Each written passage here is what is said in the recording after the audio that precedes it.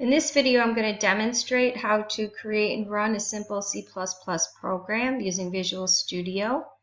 When you open up Visual Studio, this is what you will see. You will see your start page first. This is helpful if you've been working on projects. They'll be listed here under Recent, and then you can just open them up and continue to work on them. Today I'm going to start a new project, so I'm just going to close my start page. Before I proceed, I want to show you that on my desktop I have a folder here called C++ Files, and it's empty at this time, but that's where I'm going to be storing my project, and I'm going to be showing you that folder in a few minutes. So the first thing you need to do is create a project. A project will house your source code or your program itself. A C++ program cannot run independently. It needs to be inside of a project. So I'm going to choose File, New Project. And you'll see there's different languages over here, so you want to make sure you choose Visual C++. And then I'm going to come over here and I'm going to create an empty project. You'll notice down here it gives your project a default name. You really shouldn't use the default name. You should use a name that is meaningful for your project. So I'm going to call this project Demo.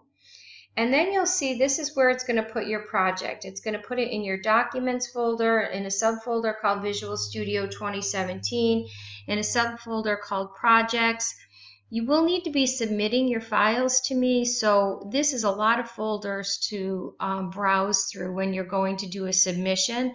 So I recommend, as I've done, I'm going to choose Browse, and I'm going to go to my desktop, and I'm going to choose the folder C++ Files. This way you can put your projects wherever you want. You don't have to let them default, and this will be easier to find your files for submission.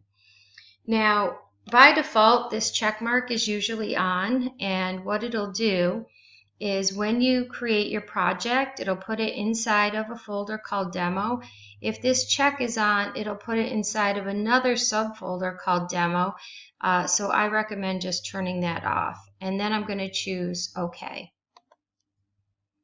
And this is going to build your project for you.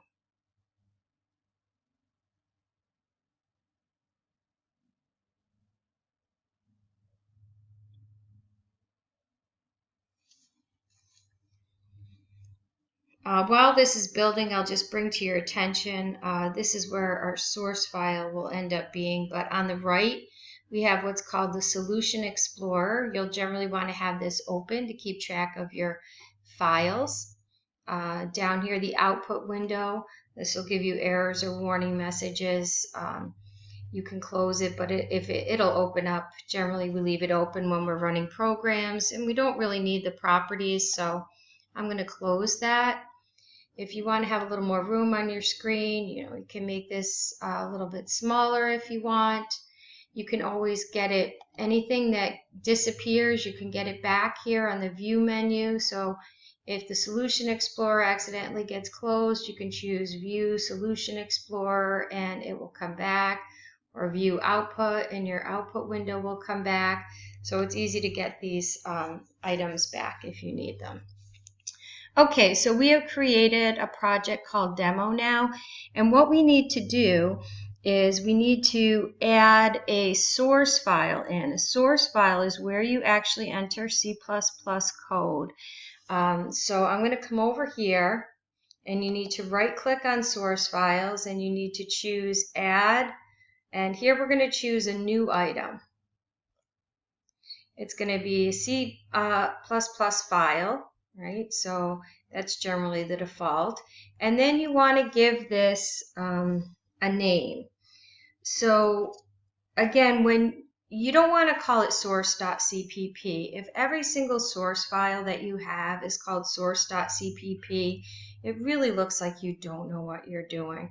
So I'm going to call mine Demo. And you'll see in the location, it's going to my desktop, to my C++ files folder, into a folder called Demo. And I'm going to add this. So you'll see it display here. You'll see the name up here, demo.cpp. Over here, you'll see the file name under source files. If this window is closed, you can just double click on it over here and it will open back up. I'm going to maybe just make this a little larger for demonstration purposes. You can, adjust the size of your text down here. So I'm going to enter a C++ program here in demo.cpp, and just understand that when you're looking at this video for the first time, you might not understand all that code, but you will soon enough. So every program has to start off with an include statement that says include IO stream, and below that a using statement using namespace standard. Okay, you'll notice already there's syntax highlighting. Certain things are in certain colors, like keywords or reserve words, which are part of the language, you'll see are in blue. So library is in red. C++ is case sensitive, so you'll see this is all in lowercase. You can't change it to uppercase or it won't work. Very specific, like here you'll see a semicolon at the end. If that's not there, that's a problem. Okay. Every program has to have a main program that runs. So that line of code looks like this in main. So notice I have a left parenthesis and a right parenthesis, and then an opening curly brace, which will begin my main program. And then every program at the end needs to have system, pause, return 0, and a closing curly brace. And that has to be a 0. It's not the letter O. There is a difference. Okay. So every program is going to start off looking like this, and then we can type whatever C++ statements we want inside of our main program before our system pause and return 0. So I'm just going to write a really simple C++ statement. It's going to say cout hello world and endl. Now again, it's not important that you know what all this does, but a cout statement will display this on the screen.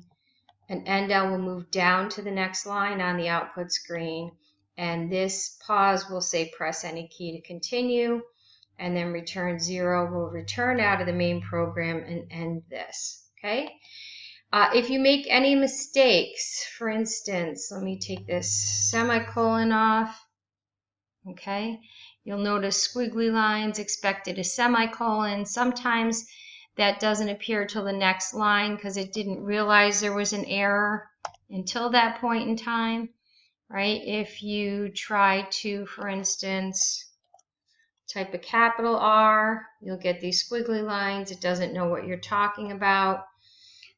So any type of those are referred to syntax errors. Those are errors in the grammar of the language, have to be fixed before you can run your program. So it has to look like this. About the only thing that's optional is like blank lines. If I don't leave a blank line there, it's going to work. It's going to look kind of crammed up, so I tend to leave one there. Blank spaces between objects, like if I don't put a blank space here, it's going to work. But generally I would, because it just looks nicer. Okay, so what we're going to do is we're going to run our program, and you can see here you can go to debug, then you can choose start debugging. It's probably a lot easier just to click on this green icon, which is going to run your program. It might say it's out of date. That just means it hasn't been saved yet. So if I say yes, it'll save it and build it and run the program. Down on the bottom, if there's any errors, they'll show up here. And you can see that it's building right now.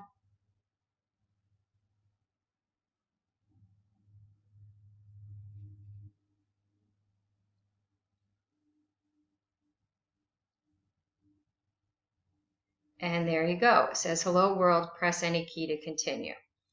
All right, so that's where you're going to get your output. You know, it's not terribly exciting, but the purpose of Computer Science 1 is to teach you programming logic, understanding what an algorithm is, taking that algorithm, bringing it to a program, writing a simple program. We do have other courses in Visual Basic or Java, you know, where you'll use a graphical user interface, but not in this example.